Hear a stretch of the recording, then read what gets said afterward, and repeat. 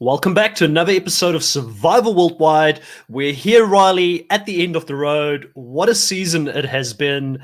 How are you and how do you feel about Brawns versus Brawn, the finale? We've got a new queen in town. Yeah, I'm riding on cloud nine at the moment because all hail Queen Hayley. What a legend! Great to see her pull it off. I was honestly biting my nails in that tribal council. Really hoping George would own up to a lot of his game. He obviously got caught in a couple of things there, and Hayley beating George in a 7-2 vote. Great to see her game. We'll be discussing all that happened in the finale in this episode, but such an action-packed finale. Great challenge, great character moments, great final tribal council. I'm really excited to unpack it. I'm a little bit sad that Australian Survivor's done now, but I'm just glad we had a great season. It turned out so fantastic. Yeah, I mean, we were worried for such a big part of the season about where's the season going to go? Is it going to be a great ending to a season? I think that it had the perfect cherry on top of its cake at the end there with both Hayley and George making the final. So both you and me, Riley, we had one horse in the race right until the end, Team Chris versus Team Riley, the way it should be when it comes to the finale. But Hayley ultimately taking it out here and then showing that the Outback is for the ladies. First Outback winner was Tina Wesson, and now we've got another lady here, and Hayley, that wins this season as well.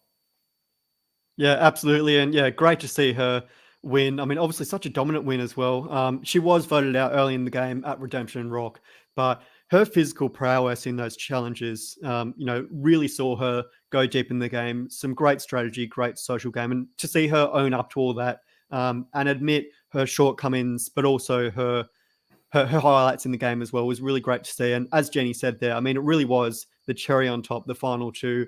George, who was the biggest character from day one, really. His back was against the wall, the cockroach, fighting all the way through. And then Hayley, who just played a great game in terms of all three aspects of the game. So, as Jenny said, probably one of the best final twos we've ever seen in Australian Survivor history. And I'd probably say it is, in fact, by a massive stretch, the best final two, because both players just such active players throughout the season, and really neither one of them were GOATs. They were very active players who really could have won in any scenario.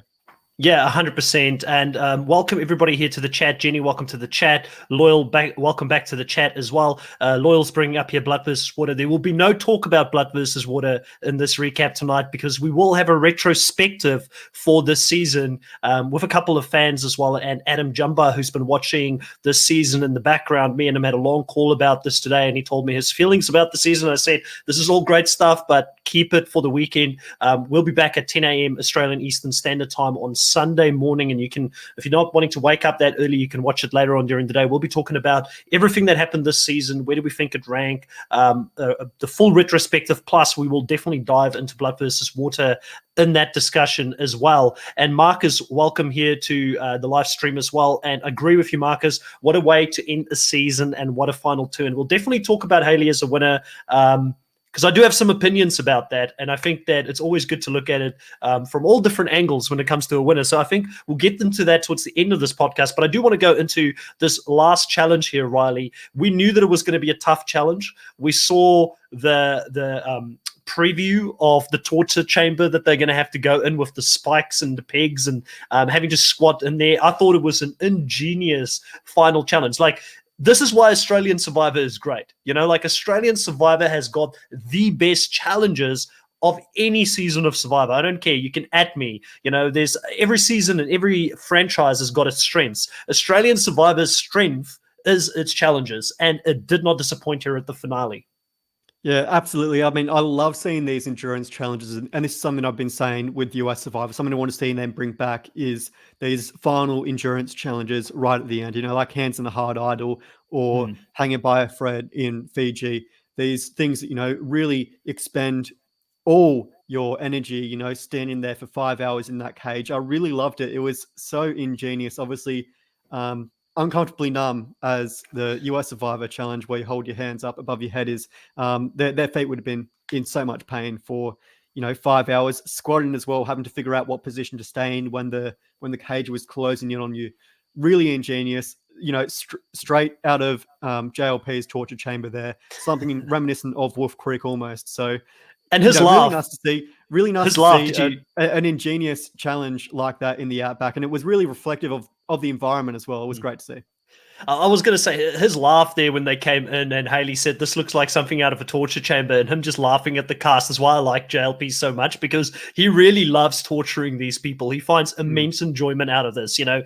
So he kind of reminds me in that sense a little bit. I know you're not a big Challenge fan, but TJ Levin from Challenge, like he does that all the time with the cast as well, where he really enjoys putting them through this torture. But I think what makes these challenges so good, Riley, is the fact that you've got this epic showdown between these three right at the end. They all got their different ways, you know, like the ultimate brain for this season was George, the ultimate brawn for this season was Flick, and then the combination of both of them was Hayley, a little bit of brain, a little bit of brawn, all in one. But they get to see their family here towards the end, and I tell you what, I don't know what it is, man. Like Australian Survivor just always gets me at the heartstrings, you know, like, and this time around, seeing Flick, you know, see her family or her partner and her best friend there and how she broke down. Obviously for Flick, it's at a higher level because she hasn't had that people that she cares about, people that she can confide in after losing her mother, and she gets that here towards the end. And then also similar for, you know, George and Hayley, seeing their loved ones there. It just ups the stakes so much when you've got people there that you love, people that you're fighting for, and they're sort of cheering you on to go past your limit, because we've seen George quit so many times before, but with his mother and his sister there, he lasts 4.5 hours, which is pretty admirable. Yeah, absolutely. And I very rarely cry. If I ever cry or get tears in my eyes, usually 3 or 4 times a year. US Survivor 2 times, Australian Survivor 1 time, and Survivor South Africa. Those family visits always, Yeah. you know, bring out the emotion. I really love to see, you know, it shows what people are playing for. We saw obviously with Flick losing her mother out in the Outback, and having that support unit come on day 47 to support her and watch her fight her way through that final challenge. It's always great to see, just see why they're playing the game, what they're doing it for, and to see the motivation. And yeah, as you say, and as Alex said here in the chat as well, great effort for George lasting 4.5 hours. I mean, we've seen George was obviously criticized by Danny at the final tribal council, which we'll discuss later, for not competing in those physical challenges and really giving up at times. But, you know, even though he was sort of, you know, giving up at times and not giving it 110% in challenges, we saw his family encouraging him, just keep on going, keep on going. And he got that encouragement from his family unit to just keep fighting through the challenge. And yeah, to see him stand for 4.5 hours, that is no mean feat at all. You very rarely see any challenges, even in the US version, where we've had some of those long endurance challenges in the past. Very rarely do they go past that, you know, 3-hour mark. Obviously, we've seen, you know, Bubba Booey in Survivor Palau that went on for, I think, 10, 11 hours. But certainly in that torture chamber, squatting for all that length period of time, having those bars digging into your feet, it would just be excruciating. I can't imagine the pain they went through. So great to see them all hold on there. Yeah, hats off to them. You know, like I'm someone that likes to think of myself as someone that's quite fit and would probably do okay in some of these challenges, but I don't even know if I would have lasted for 4.5 hours out there. So George, well done for being a person that stuck in there for 4.5 hours trying to win. And, you know, it was exciting to watch. And, you know, like Jenny says, you know, the final challenges always makes her cry. And I agree, like it's gotten me a few times now towards the end when I've seen these Australian Survivor, the cinematography, the production value with the music, the way they use the music, you know, it's always on point. It makes you feel a certain way, and that's something that they are extremely good at doing. Now, ultimately here, we're going to see the main battle is going to be between Flick and Hayley. Hayley, you know, someone that's done pain researching her whole life, she taps into that, you know, trying to put the pain behind her, and she systematically basically takes Flick apart here in this challenge. And this is one thing that when we look at Flick, and especially when we're going to start talking to her as a winner, you know, I like to look at my winners and my players separately. I like to say, how do I rank this player and how do I rank this winner? And they're not always necessarily the same thing. But when we're talking about Hayley, the player here, she is one of the best players and up there with the best challenge beasts that we've ever seen in this game. And it reflects because she wins her 4th individual immunity here, which is no mean feat. I mean, she's tying people like Luke Toki and Brian Lake as well here at the 4 immunities. I think Brooke is at 5 and still has the record. Mm-hmm. But it's a pretty impressive run. She's up there with some really, really big names. And I tell you what, if there's ever another All-Star season in the future, we see Brooke and her, sort of compete against each other. That's going to be pretty exciting to see down the line. Yeah, absolutely. 5 hours and 17 minutes. Like, that is no mean feat. And from both parts, Flick as well. Yeah. Always giving it a go in challenges. I'm not sure if she ever actually ended up. Oh, she did win an immunity challenge heading into the final 4, didn't she? But for the most part, 2. she was always she won 2. She was always second or third in those challenges for the most part. So really great to see her. Always pushing throughout the season. We always saw that, yeah, she'd be giving it her all. She might not win every challenge because we saw, Emmett and Hayley win a lot of those. She was always right there at the end. So great to see Flick fight, obviously. Flick knowing that really her only chance to be at the final tribal council would be if she wins that final immunity necklace, because she sort of recognized that George and Hayley, neither of them are going to take Flick to the end, because Flick has all those friends in the jury. As I think George pointed out at that tribal council, Flick has a lot more assured votes at the end, whereas really all George had that was 100% guaranteed was Kara's vote. Whereas Flick would have had the votes of, say, Danny and Emmett and some of the Brawns. They would be more likely to vote for her in the end. So she had a lot riding on it. But Hayley, as you say, being a pain researcher, as I've heard many times throughout the season, she knows what it takes. She knows that it's all in your brain, and you just got to fight through it until your body gives out, basically. And that's basically what she was doing. She was shaking towards the end there, shaking like an absolute leaf. And you saw she looked calm, but her body was shaking so much. Whereas you could tell Flick was clearly struggling a lot and trying to fight to stay in the game. So it just shows how willing these guys are to go all the way and do whatever it takes for a $500,000 prize. Yeah, so Jenny K here says that Hayley should be on the challenge. If Hayley's on the challenge, Brooke should be on the challenge as well. That's all I'm going to say, because both of them definitely deserve to be there, and I would love to see both of them. Chris Dixon says that Sean's got 4 too, so I didn't realize that. Is Sean 4 in one season, or is that 4 over the span of her career? Contenders, possibly. Because Champions versus Contenders was Brian Lake. Brian Lake had 4, so how can she have had 4 as well? That doesn't sound right. Chris, I think calculations might be off there, unless I'm completely wrong. No, Sean did win 4 immunity challenges in Champions vs Contenders. So she won the first 2 immunity challenges, and then one when Monica went out, and one at the final immunity challenge. So yeah, 4 in her first season. Chris Dixon is a genius. He knows everything that's happening in Australian Survivor. Chris Dixon is from now on our Survivor Worldwide fact check person here in the chat. He can make sure that we know what we're talking about. But like you quite rightfully said, I think it was no surprise to us, Riley, when it came to Tribal Council here, and Hayley needed to make a decision. She said that she was undecided, but we know between me and you, she knew she needed to take Flick out here, because from the start she recognized that George probably is higher on his game than what people in the jury will be on that game, and it's one of the reasons why she aligned with him a couple of rounds ago, and why she went, and she even tells the final in the final Tribal Council, she tells them that I went with Wei and with Kara and with George, because I knew I could beat that side at the end. I knew I could beat them in the challenges. And she didn't really rub it in their faces, but she knew she had a real leg up against George going into the final. A lot of people were afraid of his ability to articulate himself, be the politician, and make a case in the final. But again, you've got to say something about Hayley's emotional intelligence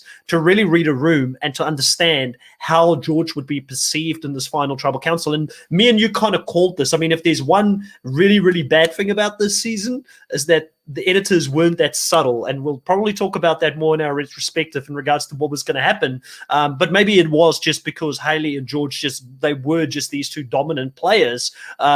The 2 titans here going to the end, and very, very rarely do you see 2 players of this caliber taking each other to the end. But with Flick's story, right? I mean, she would have won just based on his story alone. People would have felt obligated to give her the win based on the fact that she stayed back after what happened. That would have given her the perfect pitch there at the end. Yeah, it's kind of like what Wu Huang wanted to do in Survivor Cagayan. He wanted to take the strongest to the end and beat them. Because obviously it looks a lot better if you're sitting against, Colby Donaldson, if you're sitting against Tina.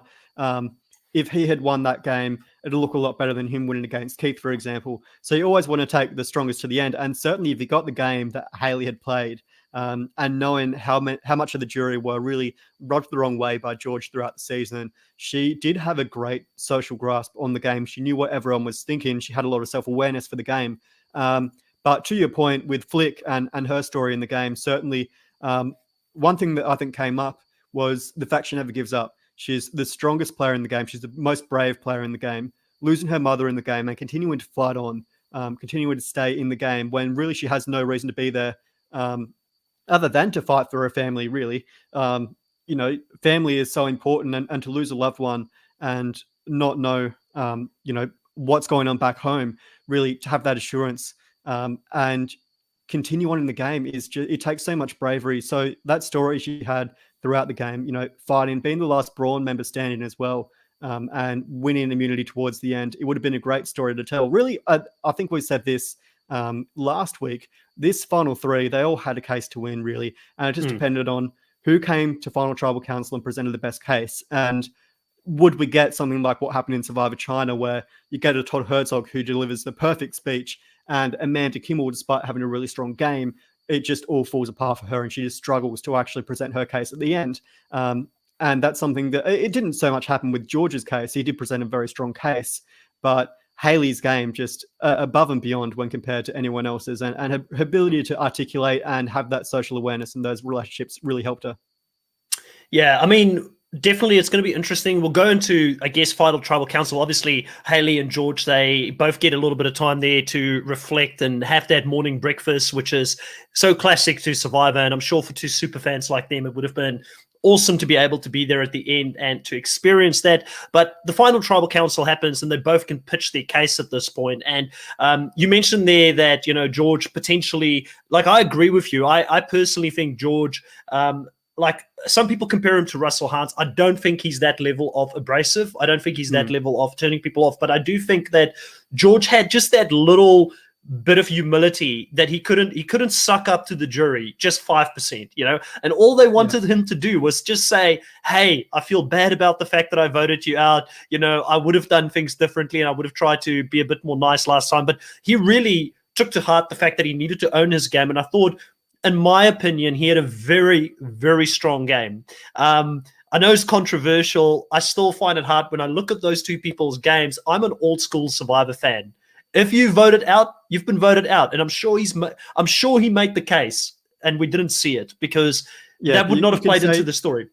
You can say the same exact thing against George, though. He's been saved by advantages and idols many times throughout the game, so it's not as though one person, played a game like Gavin Whitson in Edge of Extinction, and Chris Underwood obviously played 8 days in the game, then returned and won it all. And I certainly think I'm of the opinion that Chris Underwood deserved to win that season, but that's a topic for another video.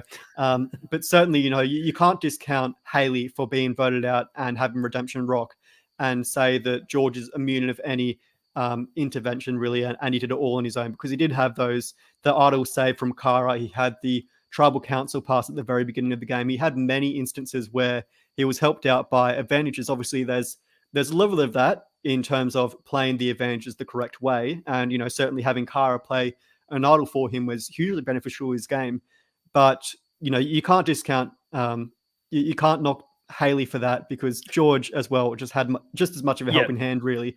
And, it was a helping hand he sort of had some control of. But then again, Hayley won her way back through an endurance challenge against a former Tour de France cyclist. So both sides, I think, had arguments for and against them. And I think, as you said, George is someone that really can't back down from what he did in the game. Honestly, I don't think he should make any apologies for what he did in the game, because he was ostracized basically from day one, really, on that initial Brains tribe with Mitch. And he was never really considered to be a part of anyone's plans other than Emmett in the post-swap tribe before the merge there, or on the Brains tribe. He was always fighting from the bottom, people always working against him. So I don't see why he should apologize, but certainly, when you want to appease the jury, you can sort of give a little bit of slack if it's $400,000 or $500,000 at the end of the day. 100%. The only reason he should have been humble in that position is because people don't like it to be rubbed in their faces when they've been outplayed. And that's the real core of it. But I do want to address the things where you said that the twists helped George, because I'm not in the same camp as you. I respectfully disagree with your assessment here. And the reason for that is that, yes, he had that pass in the beginning that he ended up sending half of the people home. Yes, that's part of the game. He was never in danger at that tribal council. He was never going to go home. Yes, it saved Wei, but Wei ended up being his biggest nemesis at certain points throughout the game. She didn't really help him. And the fact that Kara played her idol on him, to me, is more of a stamp of approval on his social game, that he was able to get someone that loyal that she wanted to play an idol on him. So for me, I think it's unfair to say he had as much advantage because he didn't get voted out. He didn't get a second chance in the game. I don't want to take away from Hayley's win, though, because I do respect Hayley as a winner. I do respect her as a player, and I'm really happy for her that she won as a fan. But I have to be honest, this win is a tough one for me because I feel like it was so close between the two of them. If I had to honestly say, if I was a jury member, and I am not, I'm a guy sitting on the couch, I'm an armchair critic, I didn't play, but if I was there and I did play, I think as an old school Survivor fan, I find it hard. But there's also a big age difference between me and you, Riley. But when I started watching Survivor, you weren't watching Survivor back then. So I came with old school Survivor for such a long time, where you played the classic game. If you were voted out, you're out of the game. You can't come back. And I feel like new school players or new school people that are watching it now have adapted and have accepted that that is a part of the game. And it's going to become easier to accept when we've had 8 or 9 winners that have come back from, Redemption Rock or whatever that is. It's going to become easier because it's going to become a normal thing moving forward that players are going to get voted out and they're going to come back. And I also want to say, hats off to Hayley for coming back and changing her game up.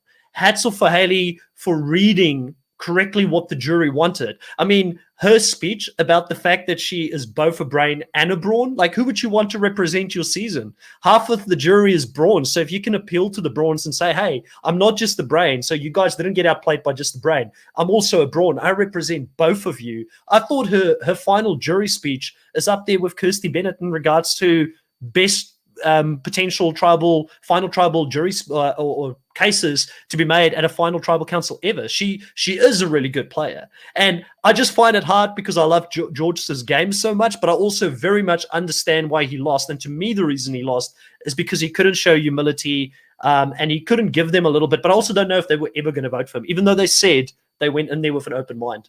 Yeah, and it is really hard to compare the two games because obviously they were both really top tier games. And certainly in the off season, we'll discuss where George sort of sits there. I think to your point, to an extent, I understand where you're coming from with someone being voted off and winning the game. I mean, you look at Aussie and South Pacific, and I think that's a completely different scenario. It was known, obviously, but Australian Survivor has always been that way. And there's certainly a discussion we'll have in the off season when we actually discuss the merits of Hayley Leak and her win. But really, ever since, even the old school versions of Australian Survivor, the version on 9 and Celebrity Survivor, this is the second Australian Survivor winner who has been voted out and then come back in the game and ended up winning, if you count Celebrity Survivor back in the day with Guy Leach there. So it is a very interesting thing to consider. But yeah, Australian Survivor has always had those non-elimination twists, and we've seen people like Tara come back at the end. I wouldn't discount Hayley completely for that, because I do think when you look at everyone in the game, before she was voted out, she was playing the perfect game. Yes, she did get voted out. But then again, she came back and as you say, she really adjusted the way she played the game. And, she figured out that she has to play a completely different game. She has to play in George's pocket, really, and sort of step back a little bit, take that target off herself. And she did a great job at changing that target. But I think both of them gave great final tribal council speeches. And I especially liked how George started off his speech in the end. He said he played the game in 3 phases. The first phase, obviously, at the beginning of the game, as we discussed before, with the tribal council pass, he was on the bottom. Mitch was really coming hard against him and campaigning for, keeping the tribe strong. George labeled it as controlled dysfunction, creating as much chaos to the point where he changes the tone of the Brains tribe, where he shifted away from just being, purely brawn-based almost and challenge strength, and more towards, bringing up different individual and advancing the strategy in the game. A great decision there. And then at the tribes, he obviously found his way into the alliance with Emmett. He called that the maintenance phase of the game, building those social relationships. And phase 3, the dynasty, the crowning moment, building up his game and flipping back to the brains and really relying on those social relationships again. So I think both presented a great pitch at Tribal Council, and it really was splitting hairs. It's almost impossible to say who deserved to win more. I liken it even to Cook Islands with Yule and Aussie, where there were two very great, final Tribal Council pitches. Aussie, obviously the physical beast, and Yule, the strategic mastermind. Although I think the thing that helped Hayley in the end was the fact she had all three cornerstones of the game, whereas George really was lacking in that physical department. And you can say as much as you want about him mismanaging social relationships. I think the thing that lost him a lot of disrespect in the game of Brains versus Brawn, with the jury being, 6 Brawn members, the thing that's going to lose you the votes in the end is going to be not competing in the challenges, and Danny came very hard after him for that. 100%. And I think you make a good point here. With two players that are this good, there's always going to be a little bit of, I think George should have won, I think Hayley should have won. It's just going to happen with players that are this good. And I remember when, back in the day, when the Yule Aussie thing played out live, there were a lot of people that were divided even back then. Only as that season has aged, people now have come to appreciate the genius of Yule in that season as well, which has been good to see. But one of the things, Riley, that for me was very interesting is when they started hammering George on the fact that he wasn't good at the challenges. I fully expected him to, for those people that have watched Big Brother, I fully expected him to throw a Dr. Will Kirby out there and say that, listen, I threw challenges because I wanted to negate the threat on me, because like he quite rightfully said, I knew I wasn't going to win those challenges because I'm not physically capable of beating athletes. I'm not an athlete. No, but listen here, Riley, listen to the case here. Listen to the case first. Not everybody is going to be extremely good at physical challenges. And most of the season was physical challenges when it came to the actual immunities. I understand that Australia's attitude towards that, and Australians in general, is, listen, you've got to give it a shot. I get that. But you could have still turned that into a strategy to say, I knew I wasn't going to win, and I didn't want to be a threat when it came to my ability to win. I think that he could have made a case. He kind of just laid down and quit. Well, the way he didn't compete in the challenges is the way that rubbed the jury the wrong way. Not trying at all is the thing that's disappointing. No, in an immunity challenge, fighting for immunity, you got to at least give it somewhat of a go. It doesn't matter if you're not finishing, if you're not finishing in the top 3 or 5, if you come in last every challenge, as long as you just try, I think. And again, I'm not being hard on George, because we went through this last week, and you brought up the same point, but I think I still maintain that you look at someone like Tommy Sheehan in Island of the Idols in his game, he purposefully downplayed his threat level and tried not to compete too hard in immunity challenges. He thought it would put a target on his back. Tommy is someone who is, if he wins challenges, he's going to be viewed as physical. But at least with Tommy, he knew that he could drop out at, say, 6 and, pretend it was all a fluke and not point that target to his back. With George, at times, he obviously tried in challenges, and certainly, in the pre-merge, I really loved when he tried to step up and he put his hand up to take on, I think it was Emmett, and really trying to go all in. Obviously, he was never going to win that battle, but he tried to gain some credence there in the beginning of the game, but he never tried in some of the challenges. I understand not jumping off the beam into the water. If I was there, I'd at least give it a go, even if I was scared out of my brains. We've seen it with Sarah and Monica in Australian Survivor in the past. They really just give it a go. But I think the immunity challenge where you had it won a couple of weeks ago, where he just didn't try at all. And I think Way ended up winning that challenge, did he not? Did she not? And George was just really flailing a long way behind. I don't think you can say that it is a strategy for George to fail in the challenges, unfortunately. Because he was never going to be viewed as a physical immunity, and it wasn't a strategy. And the whole point is it wasn't a strategy. If it was an authentic strategy, he would have spoken about it, but he didn't bring it up. So I'm just saying, hypothetically, it could have been a good case. But I hear what you're saying. If it was a strategy and he was actually trying in challenges, if he was trying and competing at an 80% level, sure, absolutely, that's a great strategy to play, because you don't want to be viewed as a triple threat like Hayley was. But if you're not trying at all, and he did try in a lot of challenges, that, as I said before, that final immunity challenge, the effort he put in, valiant effort, 4.5 hours. Bravo to him for really fighting it and doing all he can. But if you're not going to start in some challenges, that's the thing that disappoints me. And I understand Danny's frustration on the jury. And as I said, it's a majority Brawn jury. They're the votes you want to win over in the end. And that's the thing they're going to value. Yeah. So Alex here says that would George have more respect from the jury if there was more puzzle challenges that he could have won? I think yes. I mean, I think we'll go into the retrospective in regards to how balanced the challenges were at the merge part of the game, but you have to play the game that's in front of you. So I don't want to make excuses for George either. It's just I'm throwing different things out there. Chris Dixon brings up a valid point here and says that Will didn't make it obvious that he was throwing challenges. He did attempt or try to show like he was like trying Tommy to fight Sheen for in it. Island of the Idols. Yeah, and that's maybe the little bit that he's off. Chris Dixon asking if this is Judge Judy. No, we're just respectfully disagreeing on some things, Chris. This is what normal society should be like. I'm tired of this tribalism that is out there that you can only be Team Hayley or you can be Team George. I you think can't this have is a what makes this conversation season about so it. great, though. This is what makes this season so great is we can actually sit here and argue why Hayley or George deserve to win. And with a lot of seasons in the past, and this is one of the main criticisms of the final two.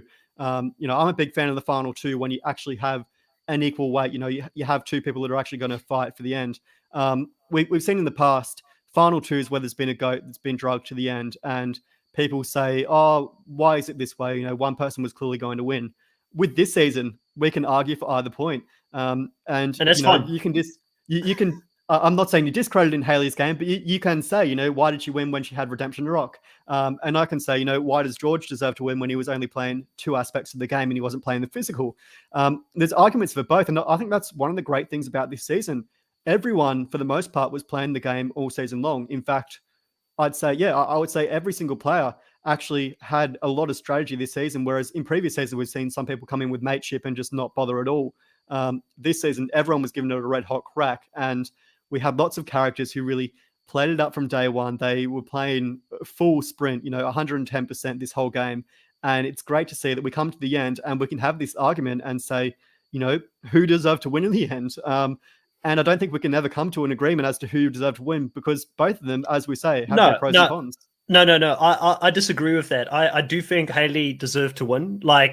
Because the winner is the winner. I hate it when people are like, no, this person won, they shouldn't have won. It's the winner. The only thing I want to say is if I was there as an individual, which I wasn't, and I didn't experience what these guys experienced, I probably would have valued George's game more. But I would have still been outvoted most likely, and Hayley would have won. So credit to her, and I think she deserves to win. We've had here in the chat, we had Anthony say, and I forgot it in the chat, well, I don't know where it is now, but he said that Hayley is his favorite winner, and that's fine. We'll definitely talk about rankings and things like that probably towards the off-season. David's definitely up there as well. I think it will make for some interesting off-season content, as well as where does George now fit in the rankings for players that have never won, best players to ever win. I think for me personally, you've got to really deep dive into it because it's strategy, it's social, and it's competition wins all together. So you'd have to look at the other players and kind of weigh them all together and sort of see where they fall. But Hayley, strong winner.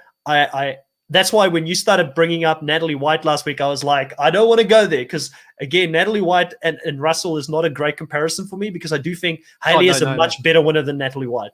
No question about it.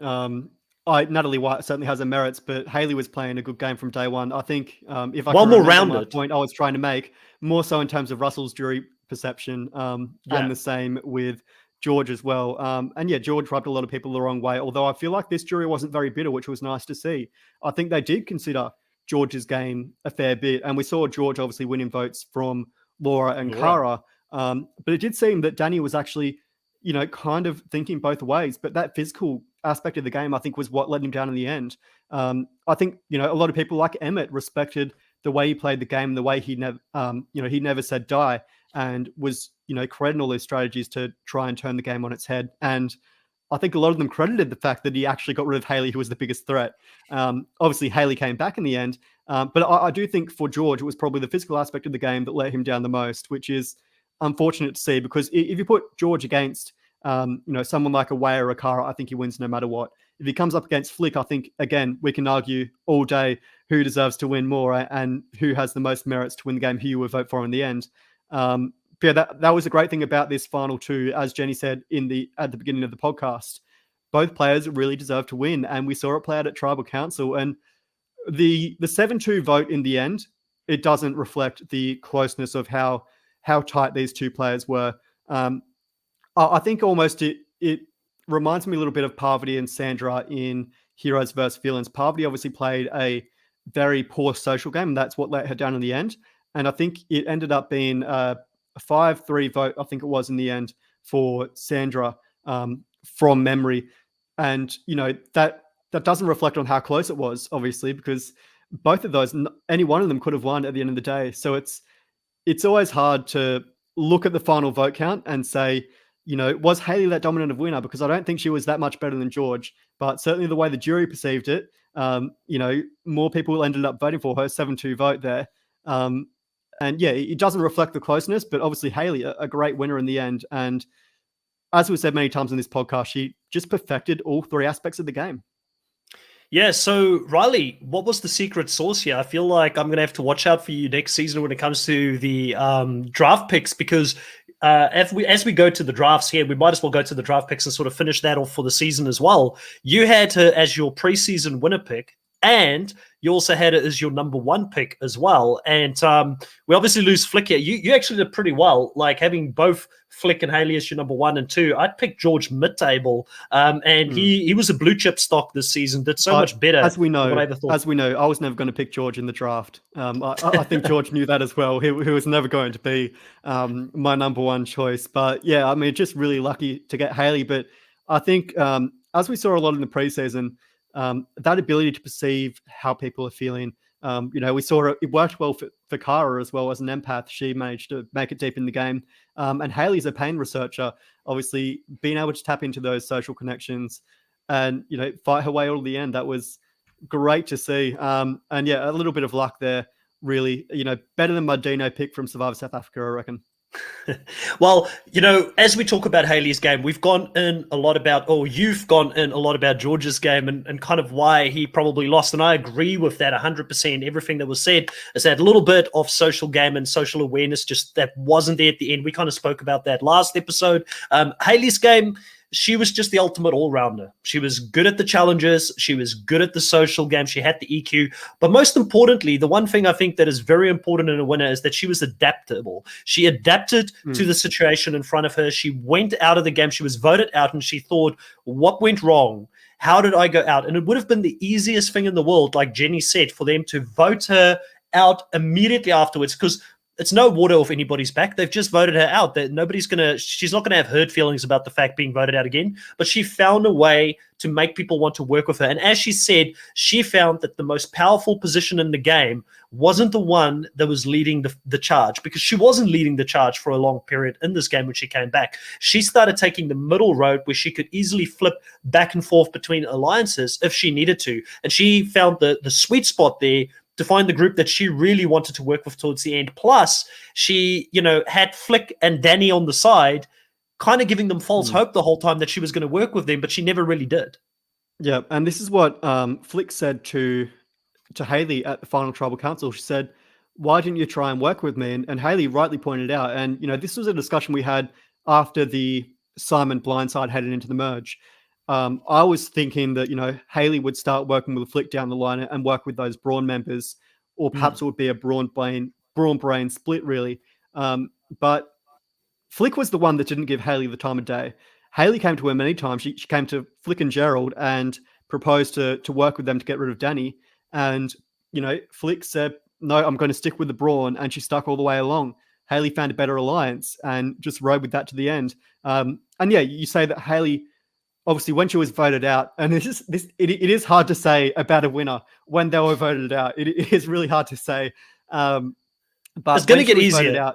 When she was voted out, she was in a power position. She was the one that was the biggest target. She was the strategic leading force there, and led that Simon blindside, which and the Kez blindside as well, playing the idol, which was a huge move in the game. But she came back into the game, adjusted her game, as you said, and she wasn't leading the charge, but she was in the power position. She was sitting in the middle, and she had the ability to go either way. As you say, she had Flick and Danny in her pocket. She could work with them. But as she brought up Final Tribal Council, she decided to go with the brain. She decided to go with Kara, Way, and George, because she knew that by going with them, not only did it put her in, a strong 4, she can also beat them in immunity challenges, and win her way to the end with that strong strategy behind her. So you got to applaud her self-awareness of where she was in the game, Oh, and yes. how she perceived everyone else. She did a great job. Yeah. Really, she had social relationships with everyone. George had the same, but George probably burnt a lot more people. Whereas Hayley really was close with everyone. She gave everyone the time of day, tried working with everyone, and probably worked with most people on the jury there as well. So, she was always playing the game and very perceptive of where other people were in the game and what they were thinking.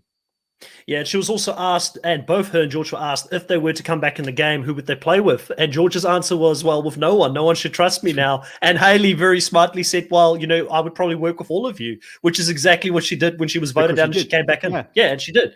And it shows why, when you think about it, if Hayley and George were to play this game 100 times, who would win it more often?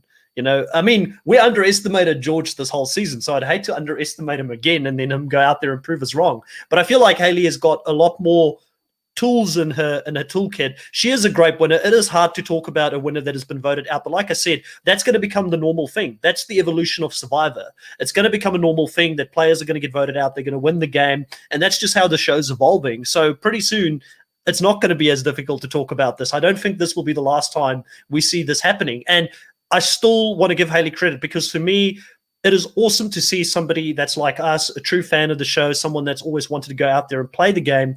She got the opportunity to go out there, show what she's made of, play a really, really good game, because, we said it throughout the whole season. Both her and George were just that far above everybody else for me. You said a lot of people played with great strategy. We'll get into the strategy. I don't know if it was great strategy. They played with strategy, but we'll talk about if it was great strategy when we do the retrospective of the whole season. I think that these two were just that far ahead of everyone. And I think one of her biggest moves, Riley, was when she got Kara and George to turn against each other. That was respectable, because this team, these two people, have basically fallen on the sword for each other a few times, trying to save each other's game. And when she got those two to turn on each other, that was her into the final, and ultimately got her to win and prevented Flick from winning. Yeah, absolutely. I think Alex sums it up the best. Really, I think what won the jury was the all-rounder pitch, and that's exactly what won Hayley the game. She was playing all three aspects of the game beautifully. And you can usually say that about so few winners in the game of Survivor. Usually there's one aspect of the game where people fall down on, but Hayley really was the perfect storm. And I can't think of another negative against her other than the fact she was voted out and returned on Redemption Rock. It's a pretty big negative, but really it was the only knock on her game, between the whole game she was playing basically the perfect strategic game, basically the perfect social game, basically the perfect physical game as well, winning all those challenges toward the end, winning 4 immunity challenges toward the end, tackling Chelsea, an MMA fighter, in the pre-merge. Like, just a great all-round game. And you can say that about so few winners, and that's what got her over the line in the end. Outbalancing a world-class surfer, So, yeah. She had some really good skills to her. And I think if she wasn't voted out in the game, it would have been undisputed that she probably is the best winner ever. Or it would have been pretty tight still between her and David, because I do still think David is up there. But I had that question asked in the beginning of this live stream. I said, where does Hayley rank as a winner in Australian Survivor, in your opinion? And the live viewers so far has gone with 23% of them saying first, 38% saying second, 23% saying third, and 15% saying lower than the top three. So it's going to be divided. It's going to be an interesting conversation for the off-season when we do a deep analysis into all of the winners to do a bit of a ranking, because I think some people might knock David Gannett for not winning his first time around, but I wouldn't rank that way. I would rank a winner based on the season they've played. Like Tony Vlachos and Game Changers were one of the worst Survivor players we've ever seen play the game, but he was two of the best winners that we ever saw in the two separate wins that he got. That's kind of how I look at it. I don't know how you look at it. That was part of the strategy for Winners at War, though, for Tony Vlachos, who was always to come back and lose the game, show people you're crazy, and come back in an all-winner season and end up winning. It was the perfect storm, just like how Andy was sort of planning on winning Australian Survivor and going on to the all-winner season. Andy fell down at the first hurdle, but Tony really perfected his game in Game Changers by getting voted out. But that's a story for another day. But no, yeah, I have Pia as my number one. I had her there for a long time, but I think my about mid-season when it became apparent that Hayley was going to win, I really thought, as I said, the all-rounder game, no one else can claim that in Australian Survivor history, I don't think. Probably David Gannett, actually. But for the most part, like, she just played all three aspects of the game perfectly from the pre-merge all throughout the game. The only way to discredit her is saying that twist with her getting voted out. But Australian Survivor, it's a known commodity at this point, as I pointed out many times. We're always going to get those no-elimination twists. She fought her way all the way to the end. In my mind, she's number one, and obviously we'll discuss this in the off season. And it's going to be a very heated debate, maybe more so heated than you and I discussing. Why George's you merits. would vote for George and why I'd vote for Hayley at the end. But no, yeah, I think just as every winner has their case. For sure. Same with George and Hayley; they both have their cases as well. So Jenny K here says that at least with Australian Survivor, players get voted out and they come back right away, not 2 rounds later, unlike the US with Redemption and Edge. Edge is a different game, right? Because you get to sit there with the jury and bond and make friends and struggle together, so you've got a massive unfair advantage when it comes to the end in that sense. So I think Edge of Extinction, there's a reason we don't want to see that come back. I am more happy with the way that Australian Survivor have players coming back in the way they do currently. I still think there's a few things we could do differently as well, but I don't want to get into that in this podcast because we will talk about that in retrospective rather moving forward. So yeah, you've already answered the question in regards to who you think is the top 3. Anthony saying his top 3 is Hayley, Pia, and David. I think, Anthony, a lot of people are going to be with you on that. And he also says that Shani is a winner in his heart. I think Shani is a winner in all of our hearts, to be honest. I don't know if she's the best to never win, but she's definitely a fan favorite when it comes to being one of the players we would all love to see playing again. Apparently, she put a little tweet out today, or she commented on an Instagram post to say, "See you soon," when Blood vs. Water was released. So we probably won't see her. No, I've heard some rumors. And again, this is an off-season discussion, but apparently she's quarantining back in the country. So could she be playing with Benny? Could she be playing with Fenella? I don't know. Or she might just be teasing us and just be back in Australia to visit family or whatever she's doing there. But we want Shontan. We want Shani back. Please 10, give us Shani versus the rest of Australia, and guarantee the win for Shani. If Shani got voted out every time and ended up winning the game, voted out at every tribal council and ends up winning, she'd still be the best winner in my heart, to be honest. It took Boston Rob 4 tries. For another day. It took Boston Rob 4 tries, so she could still try twice, and then maybe win, and we'll still think she's the best winner of all time. Riley, any final thoughts here on the final? Anything that you feel like we didn't talk about? Obviously, there was no reunion, which was a bit sad. Like, is there any plans for the reunion being showed at some point, or is that due to the COVID restrictions they've just decided, similar to Winners at War, we're not going to do it? Yeah, I think we're just going to invite as many people as we can and have the reunion on Reality Pop, right? See what we can do there. But no, unfortunately, no reunion this season. It's always a fun thing. It's never really been a thing with Australian Survivor. We've had it twice. We had it with Champions vs Contenders 2 and All Stars. But yeah, due to COVID restrictions, obviously not a possibility. Hopefully we see it at some point in the future, once things go back to normal. But I think the thing I'm so glad about is the fact we got Survivor back on our screens. We had a season of Australian Survivor, and we've got another one coming in February as well. So filming for the next season of Australian Survivor is starting in a couple of weeks, I believe. That's going to go ahead in Queensland. So really exciting just to have Australian Survivor back, and it was a great season. And we'll discuss this again, just like the winner rankings. We'll discuss our season rankings in the off season. This is definitely a top tier season. You can say as much as you want about all the twists that have been thrown throughout the game. Certainly we've been critical of those at times, but just the characters throughout the season have been so much fun. And what a great finale to cap it off. A great final 3 to see them all fighting in that immunity challenge. And then that final tribal council, both delivered great cases. But in the end, Hayley obviously winning in that 7-2 vote to be crowned Queen Hayley. She wins the throne. She wins the crown at the end of the day. King George sort of abdicated there, fell on his sword. And yeah, Hayley's the new queen in town. She's the queen of Australian Survivor at this point. Yeah, well done, Hayley. Well deserved win. You fought really hard for it. If you actually listen to this, you probably don't. Just know that I really respect your win, regardless. Even though I'm a big George fanboy, I think that you're going to be one of two. But you can never say that.